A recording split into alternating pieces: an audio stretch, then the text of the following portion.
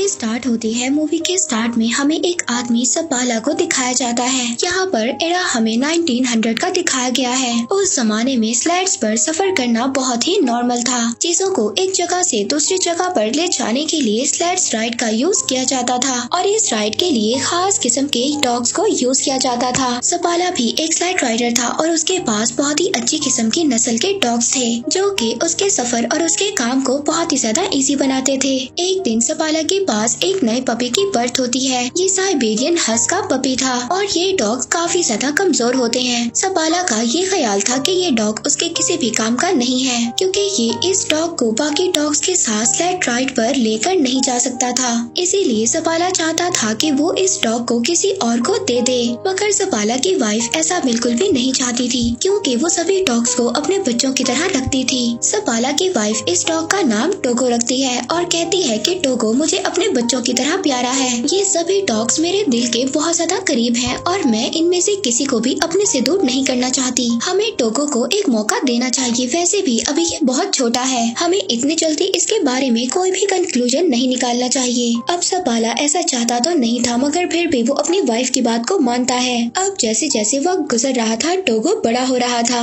लेकिन टोगो काफी ज्यादा शैतान था और उसने सपाला के नाक में दम कर रखा था। सपाला की वाइफ हमेशा सपाला से यही कहती थी कि वो टोगो को अपने साथ स्लेड राइड पर लेकर जाए, मगर सपाला अपनी वाइफ से यही कहता है कि टोगो अभी बहुत ज्यादा वीक है और ये स्लेड राइड पर सरवाइव नहीं कर सकता। सपाला अब एक दिन टोगो को अपने फ्रेंड को दे आता है, मगर सपाला की वाइफ ये जानती थी कि टोगो जितना ज्यादा शैतान है उसको कोई भी नहीं रख सकता और अब होता भी ऐसे ही है। अगले दिन सपाला का फ्रेंड टोगो को वापस ले आता है और कहता है कि ये तुम्हारा डॉग बहुत ज्यादा शैतान है और इसे मैं अपने साथ नहीं रख सकता। और इस बात पर सपाला की वाइफ बहुत ज्यादा मुस्कुराती है क्योंकि टोगो वाकई शरारती था। सपाला जब भी अपने बाकी डॉग्स को राइड पर लेकर जाता था तो टोगो उसके पीछे आता था। हालांकि सपाला टोगो को फेंस के पीछे बांध दिया करता था, मगर फिर भी वो जमीन को खोदकर वहाँ से भाग जाता है और सीधा सपाला के पीछे जाता है। अब टोगो के आने से वो बाकी डॉग्स के साथ मस्ती करता है, जिस वजह से सपाला की प्रैक्टिस खराब हो जाती है जो वो अपने डॉग्स के साथ कर रहा था।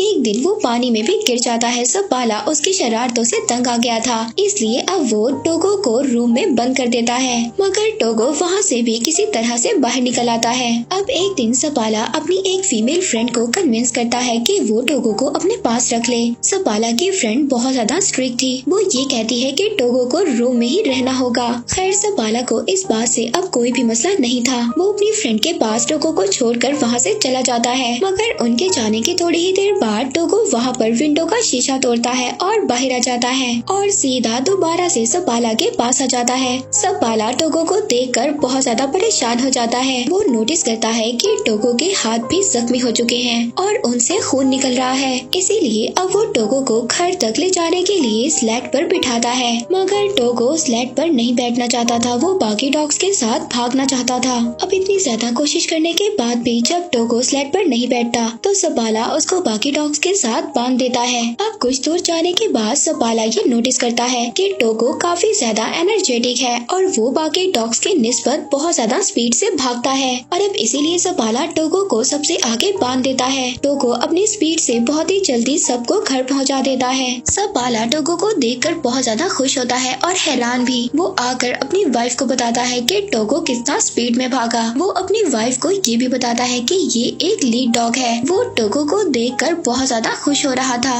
सपाला की वाइफ भी टोगो को देखकर बहुत ज्यादा खुश होती है। इसके बाद सपाला अपने शहर में टोगो की मदद से बहुत ज्यादा स्लेड रेसेस जीत जाता है और आहिस्ता आहिस्ता सपाला और टोगो बहुत ज्यादा फेमस हो जाते हैं। वक्त इसी तरह गुजरता रहता है और अब 12 साल हो चुके थे। हम देखते हैं कि टोगो अब काफी ज्यादा बूढ़ा हो गया था। एक दिन अपने सफर से वापस अपने शहर में आता है तो उसको ये बात पता चलती है कि शहर में एक बीमारी फैल चुकी है। उस बीमारी का नाम था डिप्थीरिया और वो बच्चों पर बहुत ज्यादा इफेक्ट हो रही थी। इस बीमारी से बच्चों की जान भी जा रही थी और सब लोग बहुत ज्यादा परेशान थे।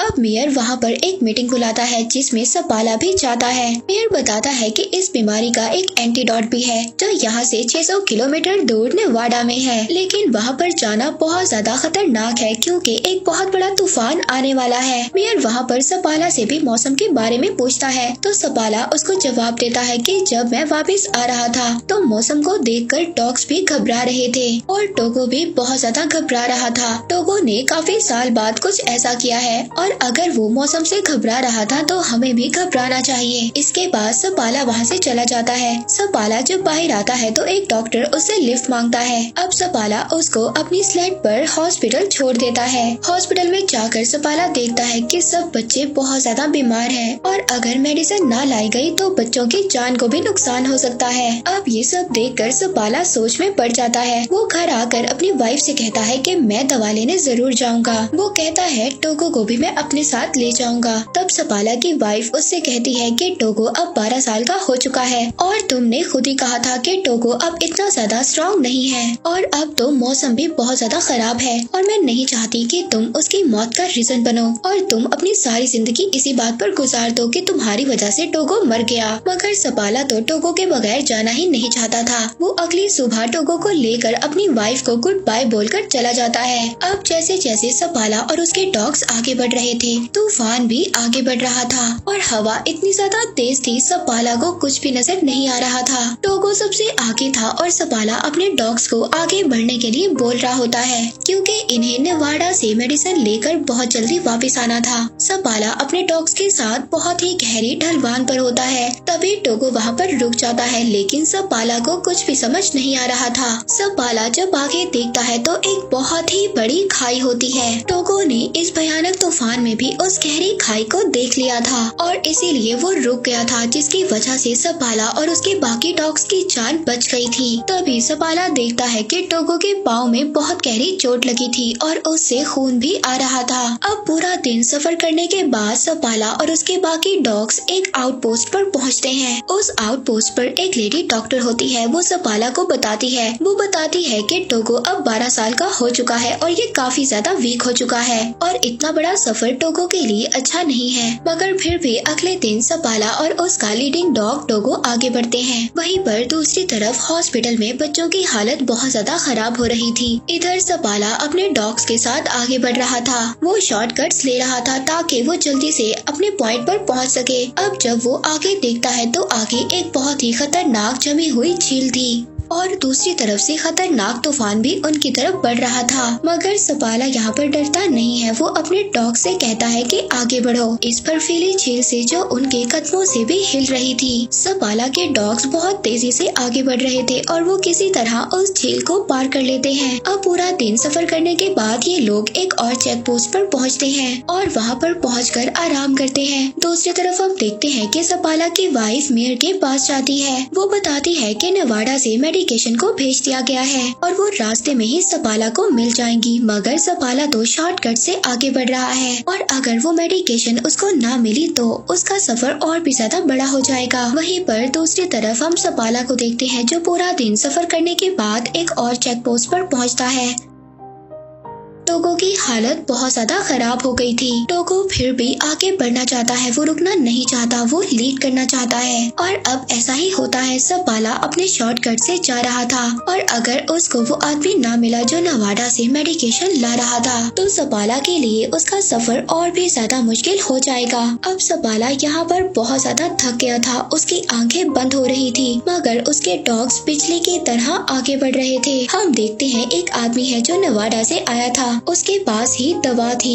वो आदमी रुकता है मगर सपाला अपने डॉग्स के साथ आगे बढ़ रहा था। वो आदमी उसको आवाज भी देता है लेकिन सपाला अपनी हिम्मत होशी में होता है। यहाँ पर बहुत तेज हवा भी चल रही थी जिसकी वजह से सपाला उस आदमी की आवाज को नहीं सुन पाता। मगर टोगो ने यहाँ पर कुछ तो सुन लिया था। उस आदमी को ऐसा लग रहा था कि सपाला ने उसकी कोई भी बात नहीं सुनी और वो ऐसे ही आगे चला गया। मगर तभी वो आदमी देखता है कि सपाला वापस आ रहा था क्योंकि टोगो वहाँ वहाँ पर रुक गया था और अब सपाला के पास वो दवा थी जिसकी वजह से वो इतनी ज्यादा दूर आया था। अब वो दोनों आगे जाकर एक चेक पोस्ट पर रुकते हैं। सपाला का दोस्त उससे कहता है कि टोगो को यहीं पर छोड़ दो। मैंने ऐसे इन खतरनाक तूफान में अपने बहुत ज्यादा डॉग्स को खोया है और मैं ये नहीं चाहता कि तुम भी अपने इतने प्यारे डॉग टोगो को खो दो। लेकिन सपाला इस बात से मना कर देता है। वो कहता है कि टोगो मेरा लीड डॉग है और मैं इसके बगैर सफर नहीं कर सकता। और दोबारा से सपाला अपने डॉग्स के साथ सफर शुरू कर देता है। दोबारा से उनके सामने वही झील आती है जिस झील को सपाला ने अपने डॉग्स के साथ कल पार किया था और अब वो झील हिल रही थी। मगर ये लोग अगर इस झील पर से ना गए तो इनका सफर एक और दिन बढ़ जाएगा। सपाला अब ये फैसला करता है कि वो इसी रास्ते से आगे बढ़ेंगे। वो अपने डॉग टोगो को कहता है कि आगे बढ़ो। उसके सारे डॉग्स बहुत ही तेजी से उस झील को पार करने लगते हैं और अब उस झील में से पानी निकलना भी स्टार्ट हो जाता है। अगर ये लोग इसी झील में डूब गए तो सबके सब मर जाएंगे। मगर यहाँ पर टोगो और बाकी डॉग्स के स्पीड की वजह से वो लोग किसी न किसी तरह किनारे पर पहुँच जाते हैं। मगर जिस टुकड़े से ये डॉग्स आगे बढ़ने वाले थे तभी वो टुकड़ा हिलता है और किनारे से अलग हो जाता है। अब सपाला टोगो को उठाकर उस किनारे पर फेंक देता है और कहता है कि इस बर्फ के टुकड़े को खींचो। टोगो यहाँ पर बहुत ज्यादा जख्मी था मगर वो जख्मी होने के बावजूद भी अपना पूरा जोर लगाता है और सभी को किनारे पर ले आता है। अब ये लोग सबके सब उस जमी हुई झील से बाहर आ जाते हैं जहाँ पर ये सब लोग फंस गए थे। अब सपाला अपने डॉग्स को किसी न किसी तरह बचाकर एक चेक पोस्ट पर ले आता है जहाँ पर वही लेडी डॉक्टर भी थी। वो लेडी डॉक्टर जब टोगो को देखती है तो उसकी आंखों में आंसू आ जाते हैं। वो सपाला से कहती है कि तुम्हारा डॉग मर रहा है, इसकी हालत बहुत ज्यादा खराब है। वो यहाँ पर सपाला को भी उदास कर देती है क्योंकि टोगो सपाला को बहुत ज्यादा प्यारा था। अब सपाला रात गुजारने के बाद जब अगले दिन अपना सफर शुरू करता है तो वो टोगो को आगे नहीं बांधता बल्कि पीछे बांध देता है क्योंकि वो बहुत ज्यादा बीमार था और सफर भी नहीं कर सकता था। मगर फिर भी टोगो अपनी पोजीशन पर खड़ा हो जाता है। सपाला ये समझ जाता है कि टोगो अभी रेस्ट नहीं करना चाहता और वो अपनी जगह पर खड़ा होना चाहता है और ये अपना सफर खत्म करना चाहता है। वो टोगो को आगे बांध देता है जिसके बाद वो लोग अपना सफर शुरू करते हैं। आखिरकार कुछ घंटों के बाद तूफान इतना ज्यादा खतरनाक हो जाता है कि सपाला को कुछ भी नजर नहीं आ रहा था और न ही सपाला को रास्ता नजर आ रहा था। वो टोगो के पास जाता है और कहता है कि मुझे तो रास्ता नजर नहीं आ रहा, तुम्हें ही अब हमें रास्ता दिखाना होगा और नेक्स्ट पोस्ट तक जाना होगा। सपाला यहाँ पर अपने पूरे चेहरे को ढांप देता है जिसके बाद टोगो अब इनको आगे लेकर जाता है। मगर कुछ दूर जाने के बाद टोगो भी अब थक गया था। वो थक कर वहीं पर बैठ जाता है। अब सपाला उठकर टोगो के पास जाता है। वो टोगो से कहता है कि तुम्हें उठना होगा और हमें ये मेडिसिन लेकर जाना होगा और अगर हम आगे अपनी मंजिल तक ना बढ़े तो हम यहीं पर मारे जाएंगे। मगर टोगो उसकी बात का कोई भी रिस्पॉन्स नहीं कर रहा था। सपाला इस बात पर बहुत ज्यादा खुश था कि टोगो की वजह से उसकी जान बच गई। मगर टोगो उसकी बात का कोई भी रिस्पॉन्स नहीं कर रहा था। तभी एक आदमी लैंटर्न लेकर वहाँ पर आता है, यानी कि यहाँ पर टोगो ने अपना काम कर दिया था। उसने सपाला को चेक पोस्ट तक पहुँचा दिया था। वो ये देखकर बहुत ज्यादा खुश होता है क्योंकि टोगो की वजह से सबकी जान बच गई थी। अब सबके सब अंदर जाते हैं क्योंकि टोगो बहुत ही ज्यादा बेहाल होता है। उसकी हालत बहुत ज्यादा खराब होती है। यहाँ पर नाम का एक आदमी था जिसको सपाला की वाइफ ने भेजा था ताकि वो उस आउटपोस्ट पर पहुंचकर उस मेडिसिन को ले ले और जल्दी से उस मेडिसिन को लेकर वापस आ जाए जहां पर बच्चे बीमार हैं। रात को सबके सब रेस्ट करते हैं। इसके बाद सुबह को वो आदमी वो मेडिसिन लेकर निकल जाता है और कुछ ही देर के बाद वो नॉर्म सिटी पहुंच जाता है जहां पर एक रिपोर्टर उसका वेट कर रहा था क्योंकि ये बात न्यूयॉर्क सिटी तक पहुंच गई थी कि एक आदमी इतना बड़ा सफर तय कर बीमार बच्चों के लिए मेडिसिन लेने गया है। अब रिपोर्टर को ये लग रहा था शायद यही आदमी अपनी टीम के साथ वापस आया है और अब वो रिपोर्टर सपाला के बजाय उस आदमी का नाम अपनी न्यूज में छाप देता है। सपाला की वाइफ बहुत ही ज्यादा डिसअपॉइंट होती है। दूसरी तरफ टोगो भी काफी हद तक रिकवर हो जाता है।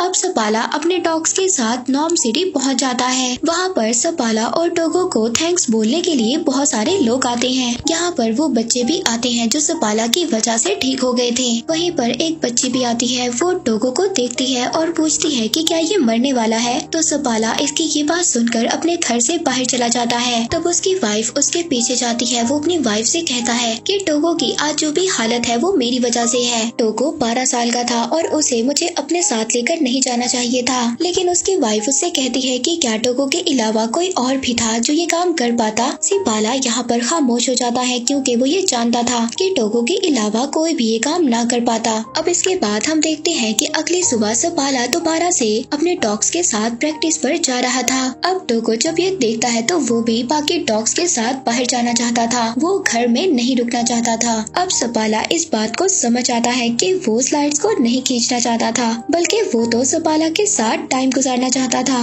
अब थोड़े वक्त के बाद टोगो बिल्कुल ठीक हो जाता है। सपाला अपनी वाइफ और टोगो के साथ लंबी सैर पर जाया करता था। 2 साल के बाद टोगो के कुछ बच्चे भी होते हैं जिन्हें वहाँ पर बहुत सारे मिशंस लेने आया करते थे। इन बच्चों की ब्रीड को एक नया नाम दिया गया था। वो था सपाला साइबेरियन। इसके बाद 1929 में टोगो की डेथ हो गई। उसके बाद भी सपाला डॉग्स को ट्रेन करता था लेकिन टोगो तो उसकी सिटी में बहुत ज्यादा फेमस डॉग था। तो ये थी टोगो की स्टोरी। हम देखते हैं कि टोगो ने इस स्टोरी में ये प्रूव किया कि इस दुनिया में सबसे ज्यादा वफादार और ख्याल रखने वाले सिर्फ डॉग्स ही होते हैं। और इसी के साथ ये मूवी यहीं पर एंड हो जाती है।